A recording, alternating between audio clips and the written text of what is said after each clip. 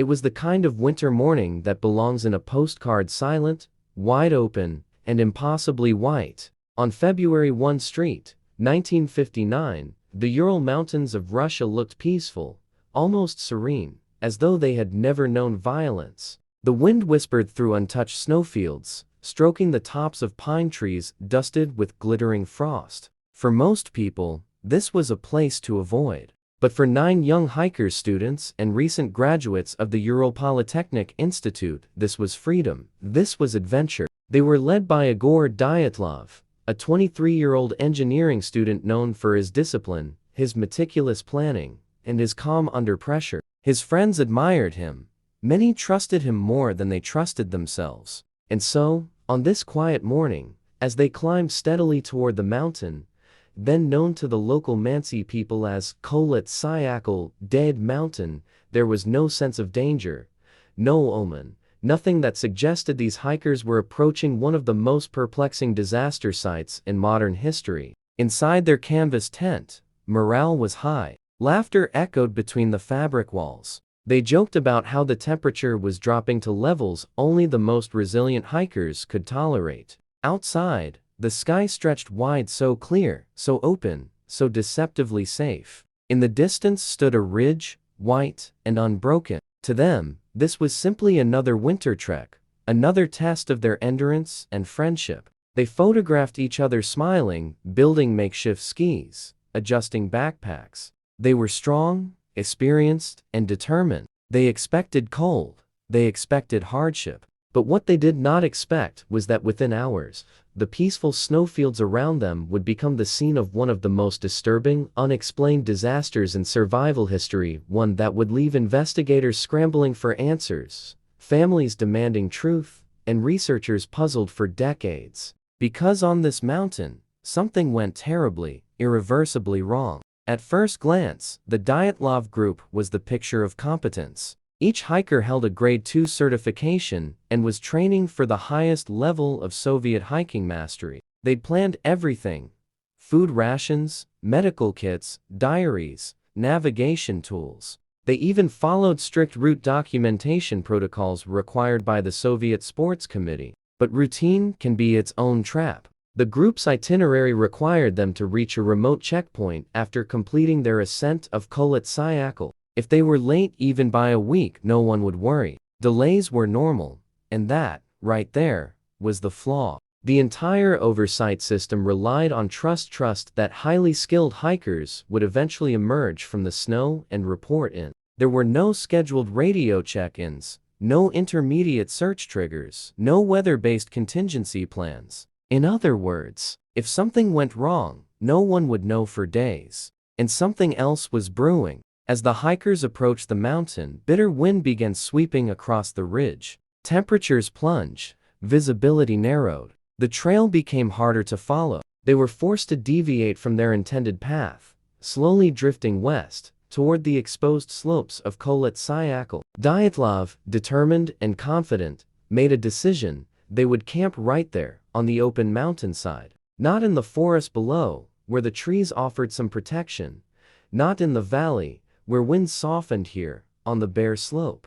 Documentaries often frame this as mysterious, but in reality, it was a calculated choice. Setting camp on the slope would help them practice securing a tent on difficult terrain. It would also mean they wouldn't lose altitude they'd have to climb again the next day. But this is the moment where systemic failure quietly entered the picture. The tent was pitched on uneven snow. The group cut into the slope to create a flat platform, dangerous, but normal for an advanced trek. Still, the wind that night was vicious. Snow drifted high against the uphill side of the tent. It crept into cracks. It piled weight against the structure. And above them, on the slope of the mountain, unseen and unheard, lay a massive section of snow, unstable, compacted, and angled just right to collapse with the wrong vibration, the wrong temperature shift, or simply bad luck. Inside the tent, the group continued with their routine. They cooked. They logged travel notes. They laughed, unaware that they were resting beneath a silent threat. Complacency isn't always reckless. Sometimes it's simply believing that the system around you, the mountain, the weather, your experience will behave the way it always has. But the mountain did not behave that night, and neither did fate. Night fell hard over the ridge. The temperature plunged to nearly 30 degrees. The hikers huddled together, the light from a single stove casting faint, trembling shadows on the tent walls. Outside, the wind screamed against the canvas, rattling it like an animal trying to claw its way inside. Snow drifted higher, pressing against the uphill side, building layer upon layer. Then just past midnight something shifted. At first, it was subtle. A low groan of snow settling, the kind you might ignore on a winter night. But then the mountain answered with a deep, rolling crack, like a thunderstorm trapped under the earth. In the tent, the hikers froze. Another crack. Another shift. Heavier this time. The incline trembled beneath them, and then it happened. A slab of snow, small in avalanche terms, but devastating in close quarters, broke free from the slope above and slammed down onto the tent with crushing force. It hit fast, silent at first, then violently loud as the canvas collapsed inward. The hikers were pinned instantly, crushed under the weight of snow and canvas and gear. Panic exploded. Igor Dyatlov tried to push upward, but the snow pressed down, suffocating and cold. Someone screamed. Someone else yelled instructions, drowned by the storm outside. Their world shrank to a claustrophobic nightmare of icy pressure and darkness. The tent poles snapped like brittle bones. Inside the chaos, the hikers made a desperate choice, one that would eventually fuel decades of conspiracy theories. They cut their way out of the tent from the inside. It wasn't madness. It was survival. The entrance had been crushed. Snow had piled against it. There was no time. Knives slashed through canvas. Frozen air blasted in. The wind howled through the openings like a living creature. The hikers crawled out one by one, half-dressed, disoriented, injured. And it was then outside the ruined tent that the true terror began. The winds on the exposed slope were brutal, knocking them sideways, tearing at their clothes. The cold was instantaneous, shocking. They couldn't stay there. They couldn't dig out the tent. The slab was too heavy. Their supplies were trapped beneath snow. Their boots, coats, blankets, everything they needed to survive were inside the crushed structure. They looked down slope. Below them, barely visible in the storm, was the outline of a dark forest. The tree line, shelter, firewood, a chance. So they moved barefoot, socks freezing stiff, some wearing only shirts and underwear. The snow burned their skin, ice sliced at their feet. They stumbled, limped, and supported one another as the wind battered them relentlessly. Each breath stabbed their lungs. As they descended, some began to succumb to the cold. Hypothermia is not sudden, it creeps. First confusion, then apathy. Muscles stiffen, thought slow, but still they pushed, driven by instinct, by fear, and by the desperate need to reach the trees. When they finally reached the forest, they found a massive cedar. They tried to climb it to look back toward the tent, hoping the storm would break. Branches snapped beneath their hands. Bark scraped away under their nails. Their bodies were failing, but adrenaline kept them going.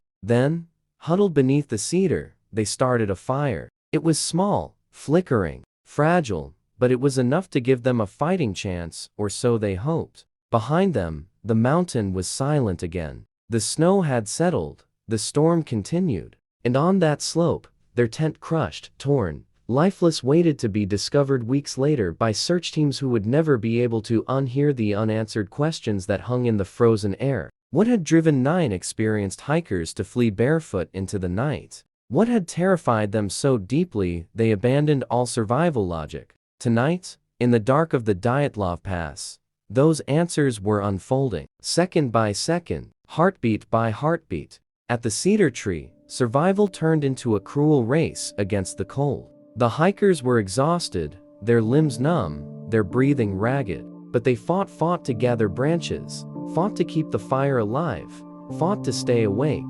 because falling asleep meant dying. Dyatlov and several others tried to organize a plan, but the cold was brutally efficient, stealing their coordination, clouding their judgment. Someone suggested returning to the tent to dig out supplies, but in their condition, the climb back up the slope seemed impossible. Still, 2 of them tried, Dyatlov and Rustam Slobodin. They left the flickering fire and stepped back into the darkness, pushing their frozen bodies uphill, into the wind, into the same cold that had nearly killed them minutes before. Behind them, the others tried desperately to keep moving to avoid freezing in place. Under the cedar, two of the men, Krivonishenko and Doroshenko, succumbed first. Victims of the cold, their bodies finally gave out. Others, in grim and desperate necessity, removed clothing from the deceased standard survival protocol in extreme conditions. They weren't panicked, they were following logic, but hypothermia was already impairing their minds. 3 hikers, Dyatlov, Slobodin, and Kolmogorova, attempted the ascent toward the tent. Maybe to retrieve supplies, maybe to signal for help, maybe out of disorientation. We'll never know, but the slope was merciless. Kolmogorova collapsed first, Slobodin soon after.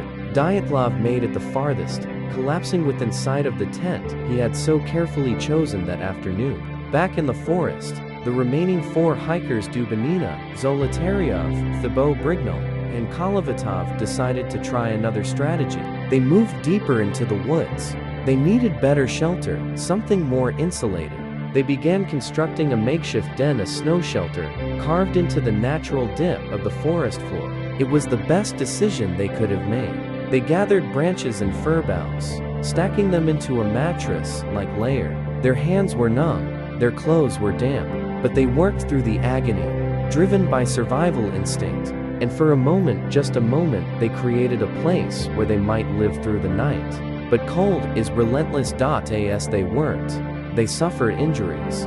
One, Thibaut Brignol, likely struck his head during the avalanche or the descent. The cold weakened them further, constricting lungs and slowing hearts. The last 4 succumbed one by one, together in the ravine, where their shelter stood unfinished. Their deaths were not immediate. They fought harder than most people ever have to fight, against elements that show no mercy, against terrain that offered none, against time that ran out faster than any of them could comprehend. This wasn't a panic. This wasn't irrational terror. This was survival, brutal, cold, unforgiving. Each decision they made that night was logical, given the circumstances. But the mountain, the weather, and the systemic blind spots of Soviet expedition protocols, the lack of communication systems, the absence of rescue checkpoints turned those logical decisions into a gauntlet no one could escape. By sunrise, the forest was silent. The storm had erased their tracks. The tent lay buried. The mountain revealed nothing. And when the rescue teams finally arrived weeks later, they stepped into a scene that made no sense because the story of the hikers' fight to survive had vanished with the drifting snow, leaving only unanswered questions and a chilling mystery that would echo for decades. When the hikers failed to report back on time, concern grew slowly. Too slowly.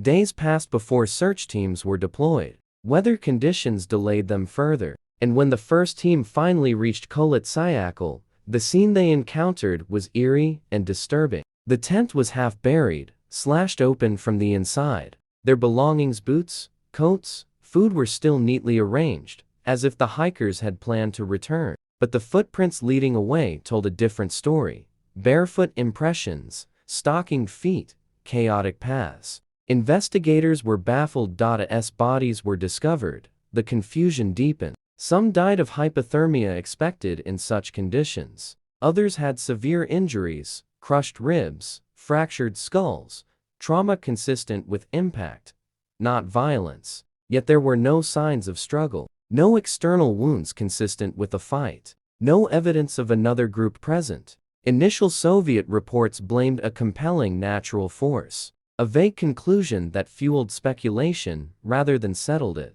Over the decades, theories bloomed like frost on glass. A military weapons test gone wrong, infrasound panic, UFOs, secret KGB operations, an attack by the Mansi people, a Yeti mutiny within the group.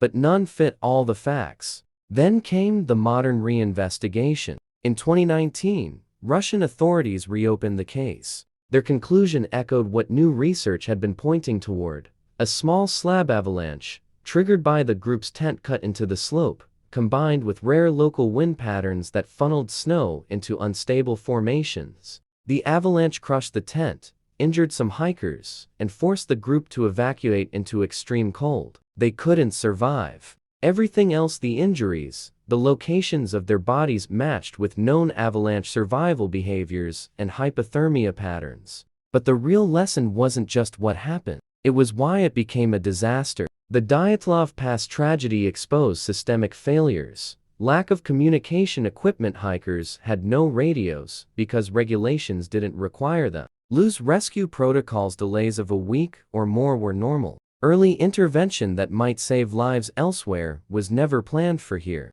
Insufficient risk modeling. The mountain slope wasn't classified as avalanche-prone, even though conditions that night made a slab avalanche possible. In response, expedition policies across Russia and later internationally changed. Mandatory communication gear for long-distance expedition. Check-in points to trigger early search efforts. Avalanche modeling incorporated into route planning. Weather-based route protocols requiring alternate camp location. Skolit Syakhl itself was renamed the Dyatlov Pass, honoring the group who inadvertently reshaped outdoor survival policies worldwide. Their legacy wasn't mystery. It was change born from. In the end, the Dyatlov hikers were not victims of the supernatural. They were victims of a system that didn't require lifelines, victims of a mountain that hid its danger too well, victims of a night where the smallest environmental shift set off a chain reaction that stole 9 young lives. Their story lingers because it speaks to something universal: the thin line between adventure and disaster, between confidence and fate, between a routine night in a tent and a fight for survival in the freezing dark. As we look back at the Dyatlov Pass, the lesson isn't fear, it's respect. Respect for nature, respect for preparation, respect for the systems meant to protect us, and the responsibility to challenge those systems when they fail. Because the most haunting mysteries aren't the ones we can't explain, they're the ones we almost could have prevented. And next time, we turn to another moment where human decisions, flawed systems, and unforgiving environments collided. The yacht that vanished. The tragedy of the SS Andrea Doria. The 1956 collision off Nantucket, born from navigational errors, flawed radar, and an international battle over blame. Stay curious, stay vigilant, and I'll see you in the next investigation.